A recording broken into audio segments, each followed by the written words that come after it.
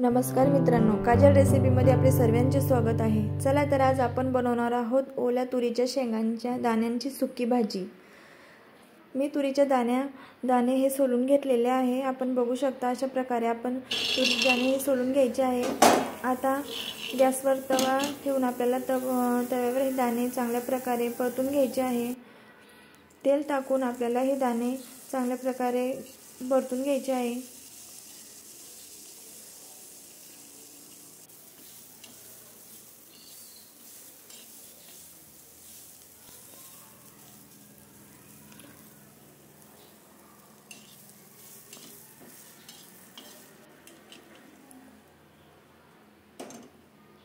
दाणे हे परतून झाल्यानंतर आपल्याला थंड होऊ द्यायचे आहे आणि नंतर हे मिक्सरमधून आपल्याला ओबडधोबड वाटून घ्यायचे आहे। आता आपल्याला कढईमध्ये तेल टाकून घ्यायचे आहे। तुरीचे दाणे हे मिक्सरमधून आपल्याला ओबडधोबड वाटून घ्यायचे आहे।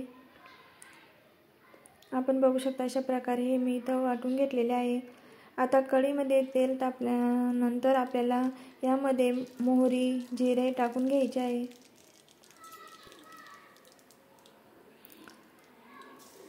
लसूण टाकून घ्यायचा आहे। बारीक चिरलेला एक कांदा आपल्याला टाकून घ्यायचा आहे।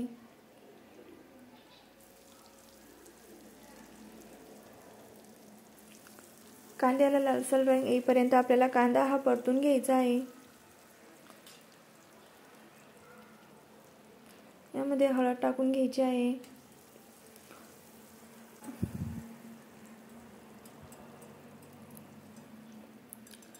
चार ते 5 हिरव्या मिरच्या मी इथं कुटून घेतलेल्या आहे। हिरव्या मिरच्यांची पेस्ट आपल्याला टाकून घ्यायची आहे।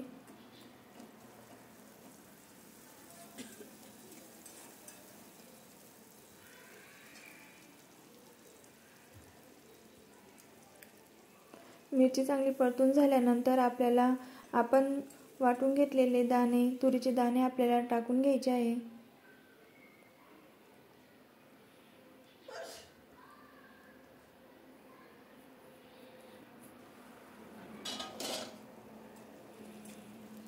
आणि हे दाणे आपल्याला चांगल्या प्रकारे मिक्स करून घ्यायचे आहे मसाल्यामध्ये। वरतून चवीनुसार मीठ टाकून घ्यायचे आहे।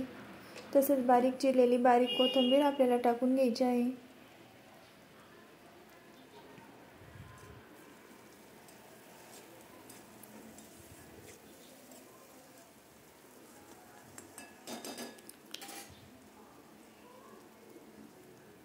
आता वरतून आपल्याला झाकण ठेवून हे 4 ते 5 मिनिटं ही भाजी शिजवून घ्यायची आहे।